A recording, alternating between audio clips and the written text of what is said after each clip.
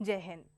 पूरा देश आज आजादी की गांठ मना रहा है। इस पावन दिवस पर हम लेकर आए हैं ये जो देश है मेरा, और मैं हूं जरीन नाज। यूनान मिस्र रोमा सब मिट गए जहां से, कुछ बात है कि हस्ती मिटती नहीं हमारी। सदियों रहा है दुश्मन दौरे जमा हमारा, सारे जहां से अच्छा हिंदुस्तान हमारा। जी हाँ, आज ही के दिन हम आज़ादी के महत्व को समझें। आज ही के दिन हम आज़ाद भारत को नई बुलंदियों तक पहुंचाने के लिए संकल्प लें। आज दिन है कि हम इतिहास से सबक लेते हुए भाईचारे और अहिंसा की राह पर चले। आज दिन है हम उन शहीदों को याद करें जिन्होंने वतन के लिए हंसते हंसते अपने प्राणों को न्यौछावर कर दिया। तो आइए शुरू करते हैं ये जो देश है मेरा।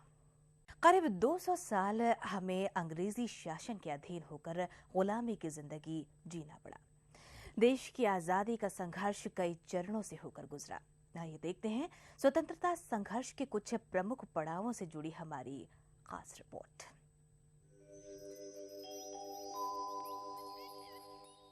पंद्रह अगस्त 1947 को निकला सूरज कई मायनों में खास था। सवेरा जो करीब 200 सालों की लंबी लड़ाई के बाद नसीब हुआ था। आखिर ये आजादी का दिन था, अंग्रेजों के शासन से मुक्ति का दिन। 1757 में पलासी की लड़ाई से शुरू हुआ भारतीयों के लिए गुलामी का सिलसिला अगले 190 सालों तक जारी रहा। इन सालों में देशवासियों को जहां गुलामी की जिंदगी जीनी पड़ी, वहीं देश की मूल्यवान आर्थिक संपदा भी ब्रिटेन जाती रही। लेकिन आखिर कब तक ये सिलसिला चल सकता था? 1857 में पहली बार लोग अंग्रेजी हुकूमत के खिलाफ लामबंद हुए। मंगल पांडे, रानी लक्ष्मीबाई, तात्या टोपे, वीर कुंवर सिंह और नाना साहेब जैसे कई वीर योद्धाओं ने जंगे आजादी की पहली लड़ाई में निर्णायक भूमिका निभाई। लेकिन उस वक्त लोगों में राष्ट्र भावना की कमी थी। लोग प्रांतों में बटे हुए थे और देश से ज्यादा आपसी हितों को तवज्जो देते थे। लेकिन 1857 के सिपाही विद्रोह से उपजी लहरों ने इस बात की ओर इशारा कर दिया था कि भारतवासी अब किसी के अधीन होकर ज्यादा दिनों तक नहीं रहेंगे। 1885 में कांग्रेस की स्थापना हुई, जिसने देश की आजादी में अहम किरदार निभाया। 1905 में बंगाल का विभाजन कर दिया गया। अंग्रेजों ने समझ लिया था कि भारत में ज्यादा दिनों तक शासन करने के लिए फूट डालो शासन करो की नीति ही कारगर साबित होगी। इसी वजह से मुसलमानों की अलग पार्टी मुस्लिम लीग वजूद में आया। इधर अंग्रेजों का दमन जारी रहा। जलियांवाला बाग में हुई घटना ने देश को झकझोर कर रख दिया। कई क्रांतिकारी संगठन अस्तित्व में आए जिन्होंने हिंसा का रास्ता इख्तियार किया। वहीं गांधी जी के नेतृत्व में कांग्रेस पार्टी ने अहिंसा का दामन थामा। गांधी जी का भारतीय आजादी के इतिहास में आगमन निर्णायक साबित हुआ।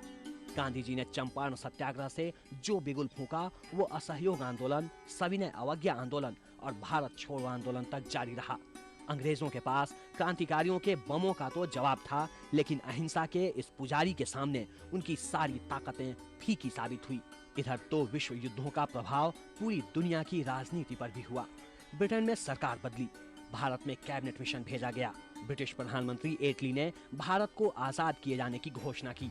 अब भारत की आजादी नजदीक थी, लेकिन भारत को आजादी के लिए कई कुर्बानियां देनी पड़ी। जिन्ना के जिद पर पाकिस्तान का उदय हुआ और 15 अगस्त 1947 को देश आजाद हुआ। आजादी के लिए लाखों शहीदों ने अपने प्राण हंसते हंसते न्यौछावर कर दिए। सच ही है, शहीदों की मजारों पर लगेंगे हर बरस मेले। वतन पे मरने वालों का यही बाकी निशान होगा। ये जो देश है मेरा के लिए सुशांत सुयश। तो जैसा कि आपने देखा, देश को आजादी दिलाने में राष्ट्रपिता महात्मा गांधी ने अहम भूमिका अदा की। इसी वजह से उन्हें राष्ट्रपिता भी कहते हैं। आदर्शवादी चिंतन की वजह से गांधी का महात्मा की भी उपाधि उन्हें प्राप्त हुई थी। गांधी जी ने राजनीति में नैतिकता का समावेश कर एक अद्भुत आदर्श प्रस्तुत किया। इस महान नेता को हमारी एक श्रद्धांजलि।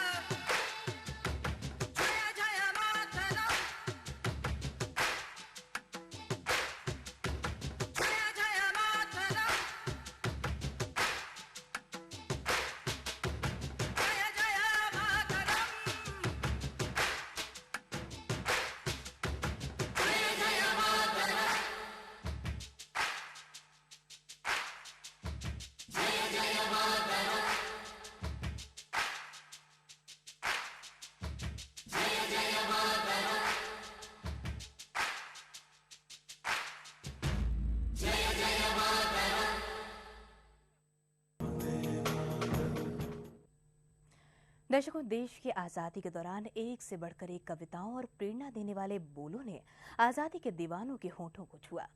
क्रांतिकारियों के बीच सरफरोशी की तमन्ना अब हमारे दिल में है और इनकलाब जिंदाबाद से लेकर अंग्रेजों भारत छोड़ो जैसे बोल गूंजते रहे।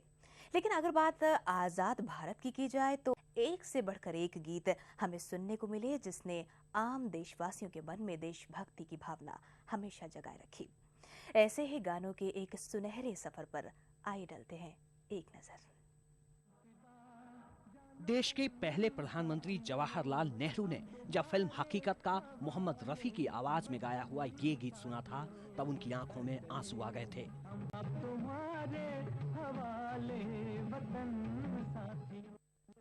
भारत की प्राचीन संस्कृति और धरोहरों को पेश करता हुआ गीत, जहां डाल डाल पर सोने की चिड़िया करती है बसेरा, भी देशवासियों को अपने देश की प्राचीन सभ्यता से रूबरू कराती है। अपने दुश्मनों से कह दो कि हम सब सर कटा सकते हैं लेकिन सर झुका सकते नहीं। रफी की आवाज में ही लीडर फिल्म का गीत अपनी आजादी को हम हरगिज मिटा सकते नहीं देश प्रेमियों के होठों पर रहा। सर कटा सकते हैं लेकिन सर झुका सकते नहीं। मुकेश की आवाज में हम हिंदुस्तानी फिल्म का गीत छोड़ो कल की बातें भारत के आने वाले सुखद भविष्य की ओर इशारा करती थी। मिलकर नई कहानी हम हिंदुस्तानी। लता की आवाज में गाया गीत ऐ मेरे वतन के लोगों देशवासियों के दिलों में सरहदों पर खड़े सेना के जवानों की कुर्बानियों को समझने की ओर जहां प्रेरित करता है, वहीं उनकी आवाज में गाया सारे जहां से अच्छा गीत वाकई में सुनने वालों पर यही प्रभाव छोड़ता है कि भारत से बढ़कर कोई दूसरा राष्ट्र नहीं।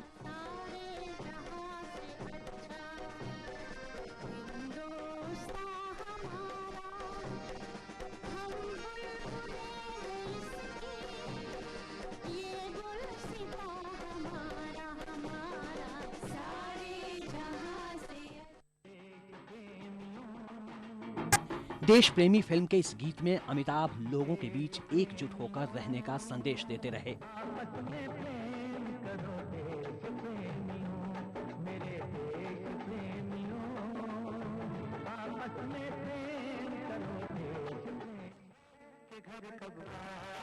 फिल्म बॉर्डर में देशभक्ति के बीच सैनिकों के दिलों की बातों को काफी खूबसूरती से जावेद अख्तर ने लिखा।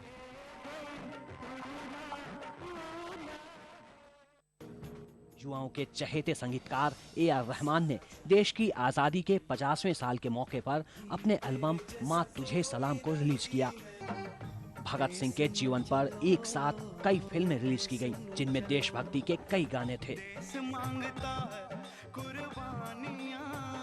फिल्म दीवार में भी एक गाने में वंदे मातरम शब्द को डालकर इस गाने में देशभक्ति का जज्बा पैदा करने की कोशिश की गई।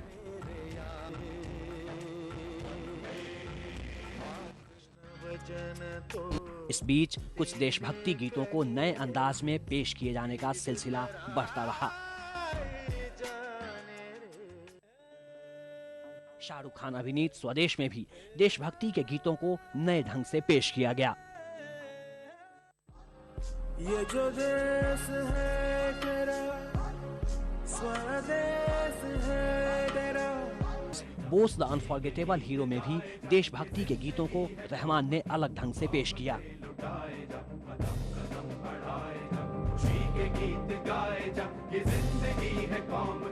इतने सारे गीत हैं, लेकिन जज्बा सिर्फ एक, देश प्रेम। तो दर्शकों, बस जाते जाते आखिर में इतना ही कहना चाहेंगे कि बस कि दुश्वार है हर काम का आसान होना, आदमी को भी मुयस्सर नहीं इंसान होना। आज़ाद मुल्क के इस फिजा में अगर हर इंसान दूसरे इंसान को भी अपने जैसा समझकर चले तो सही मायनों में हम आज़ाद कहलाएंगे। इनको दीजिए इजाज़त। जय हिंद।